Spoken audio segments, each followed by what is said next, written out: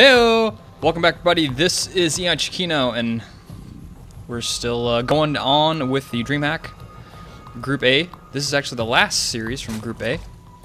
And let's go ahead and introduce our two players. On the top left corner of the map, once again, it's going to be Liquid's TLO, our blue Zerg player. And he is up against the Protoss player who's been doing very well in this group so far, Mr. Azubu Patience in the purple. So man, I've had a rough day today. I don't know specifically why, but just having a rough day. It got a little bit better though. I watched the new Top Gear that came out today. That was really nice, fun show. Highly recommend it if you've never seen Top Gear, the British version, obviously. Even if you don't like cars, watch it. You'll probably enjoy it. Anyways, good stuff. So I watched some Top Gear, and now I'm commentating some StarCraft 2. So it's gotten a lot better. So what is TLO going to be able to do to take out Azubu Patience? What is he going to go with? We're on the giant map Whirlwind, of course. So wouldn't surprise me if not going to go for hatch first, going for the spawning pool. TLO playing it safe. Maybe wants to open up to do some aggression here. Playing on the offense instead of the defense. Always, it can work. Double gas going for Patience. Nothing too crazy there. It's Overlord getting the right spawn location first. The second Overlord heading straight down to the bottom. This guy is going to probably live the entire game, I would imagine, in the life of an Overlord. Especially actually the life of the Overlord that goes the wrong way. He's kind of just out there in the middle of nowhere. Usually survives the whole game. Unless it's like a Protoss player going Phoenixes or a Zerg player going Mutas, then that's a different story. Then he better run for his life, or fly for his life, have you? Whatever. So no gas yet for TLO. He's got his expansion going up here. Making just 2 Zerglings. The lack of the gas obviously means he's not going to put on too much early aggression. Just going to play a little bit of defensive. And Patience is doing the similar build he's been doing before. One Zealot coming out. One of the sort of new recent builds I really enjoy Protoss players doing is they kind of go for a really big 3 warp gate, like a really big massive Zealot attack with 3 gateways, try to take out the 3rd for a Zerg player. It usually is, even if you don't take out the 3rd, it usually seems to trade very effectively if they don't have roaches. If they do have roaches, it's a different story, but in ZVP the Zerg players just don't get roaches that often, so more often than not I think it's a pretty strong opening.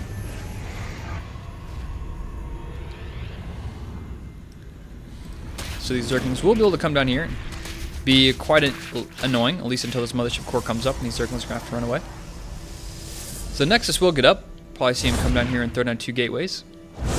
Doing a really good job of splitting up the Zerglings, allowing one to come in here and scout out everything, while the other one is kind of distracting the Mothership Core. And this guy's going to see, okay, gas is up. What's he chrono boosting? Probes, not Cybernetics Core.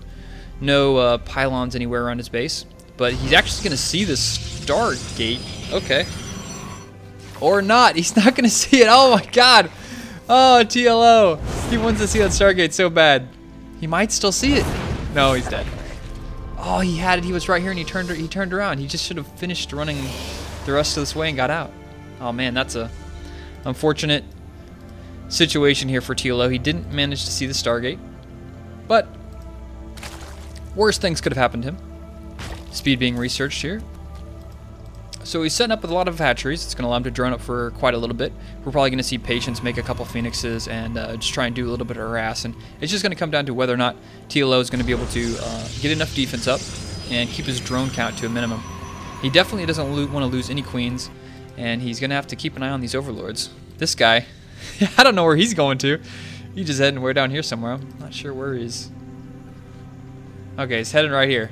That's a good location. Way out of the way. Away from everything to survive until the very end of the game. So 2 gateways up in the front, working on a wall. Unfortunately, this guy's going to get taken out by this Phoenix, so he's now well aware of what's going on. This second Phoenix coming out that's being chrono boosted will probably take out this Overlord. So TLO now knows what's up.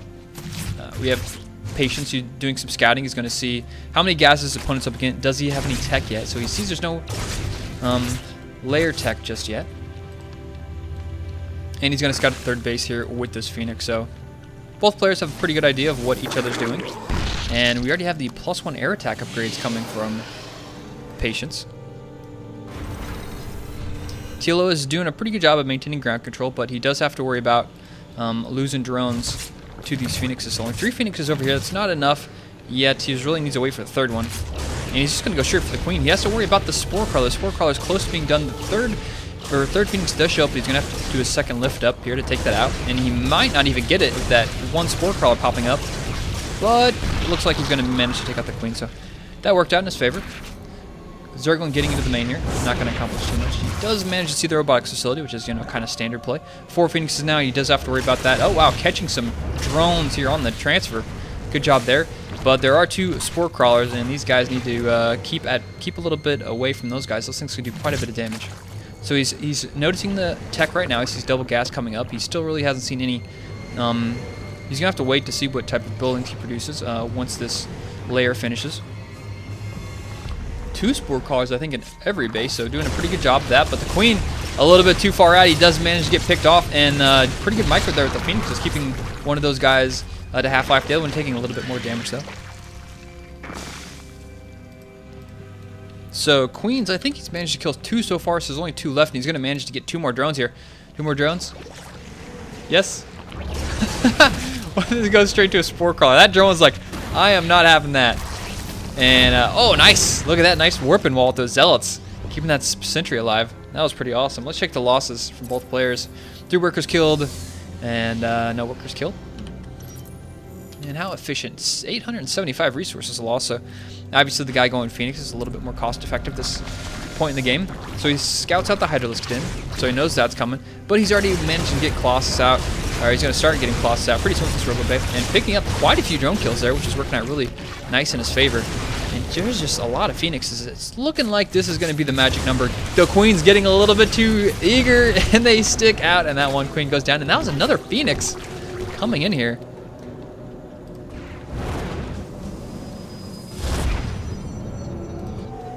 So Patience being very annoying with these Phoenixes.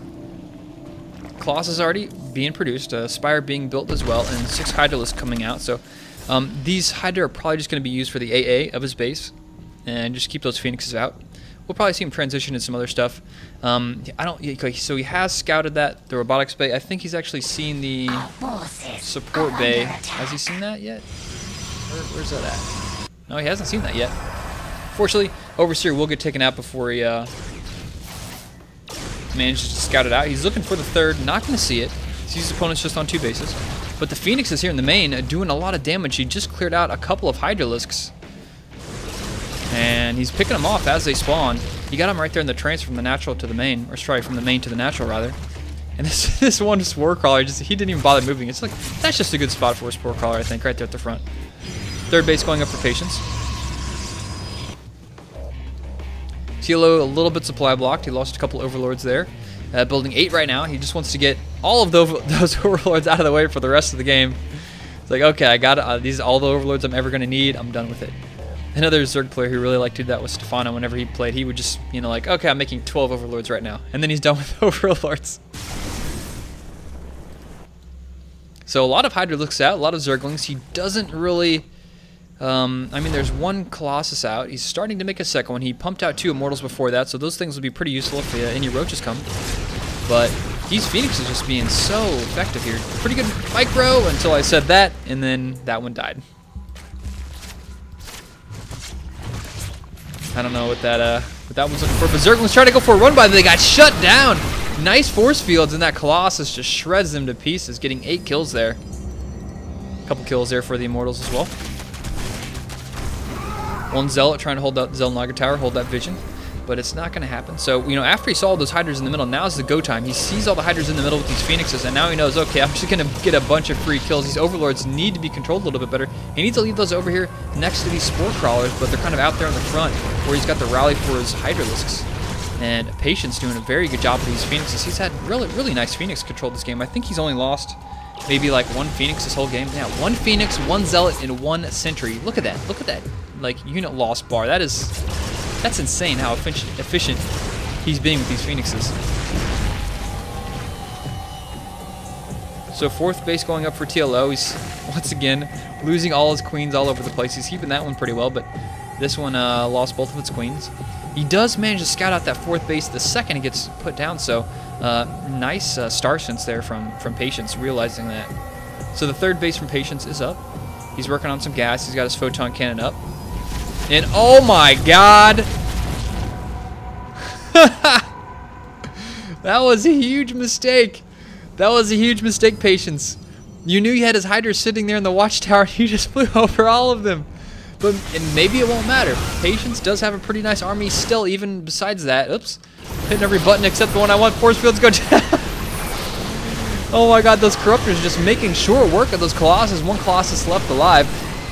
There's a lot of Stalkers there, but there's quite a bit of Hydras as well. If he can take out the Colossus really quick, he could make it work with these Hydras. TLO pushing forward, straight up the ramp.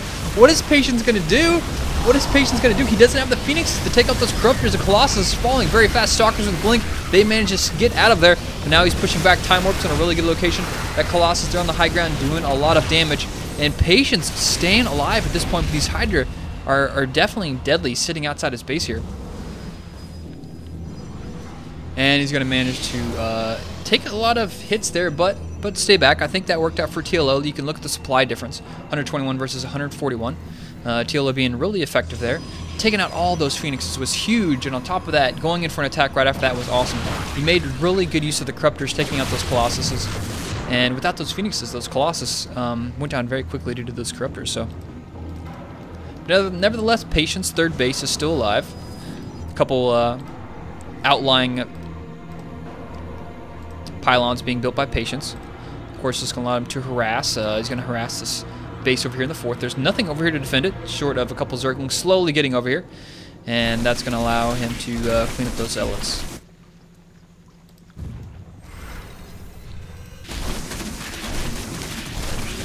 Unfortunately for Ire, they're not going to take down that hatchery. Giving it a good shot, though. And is Patience looking to take a 4th base here? That's what I'm wondering. Is he going to take it way down here, or is he going to take it up? I would imagine he takes it up here. That'd probably be the better position. Zergling's trying to get a run by, but no, the Colossus is always watching. And this one guy managed to get in, but he just stops up there. He's like, all right, I got in. Where's my award? Where's my prize?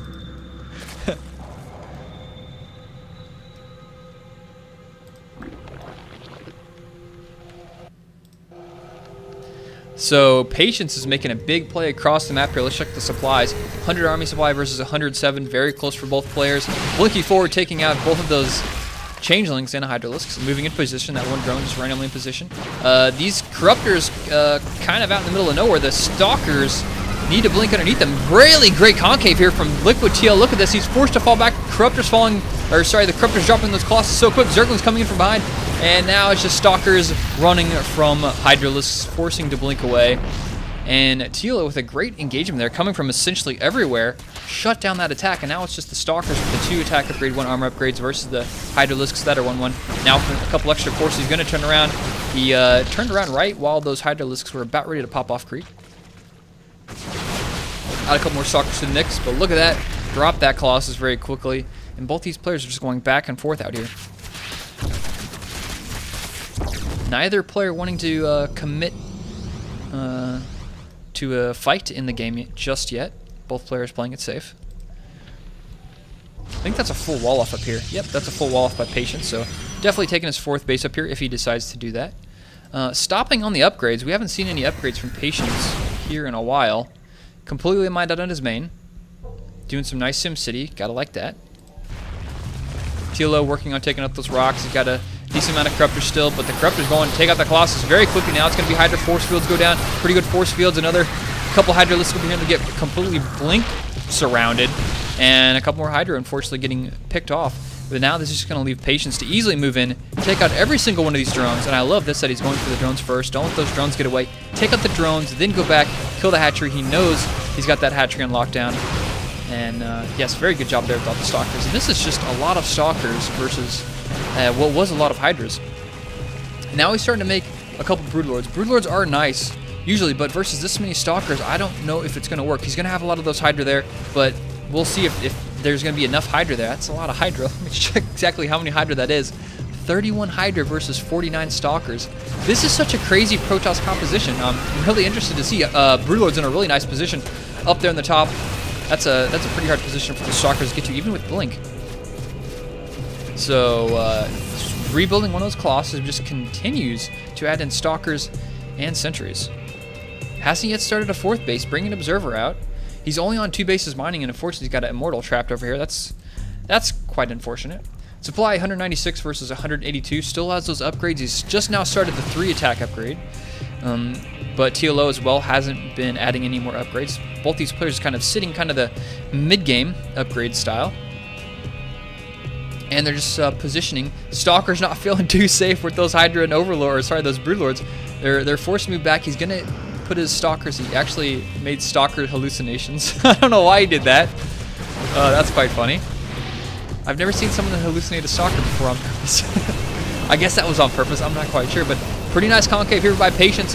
Is TLO going to move in? He's got a lot of Hydra. The Broodlords are right on top of those Hydra, which is a good place to have him. He doesn't want to have those guys out in the open. Time Warp goes down here, and that's a decent Time Warp, but only one. But there are just so many Stalkers here.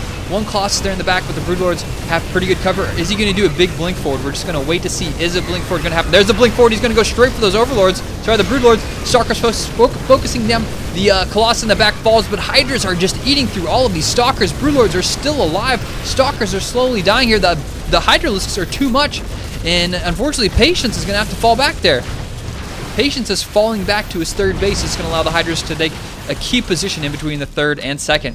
And now he can just push his way forward the Hydra. With that, Stalker's going for a big blink forward. They're going to try and take out those Overlords. I keep saying Overlords, they're freaking Broodlords. But there might just be too many Stalkers at this point. No! Hydralisk reinforcements. And TLO making the push. There's no production coming at all from Patience, and this is looking like this may be the end here. A Colossus walks up, and that guy's just going to drop so quickly. A couple Broodlords do fall. He's only down to 3 now, but the Hydras are still in here. Zergling's running across the map. Stalkers just trying to do everything they can, but Stalkers just aren't the unit you need versus Broodlord and Hydralisk combination. That's the GG. After a very nice, long, kind of slow back-and-forth game, TLO managed to make this victorious. And, you know, the key turnaround point was obviously the point where those, like, 7 or 8 Phoenixes just flew right on over those Hydralisks. And at that point, TLO had a huge advantage.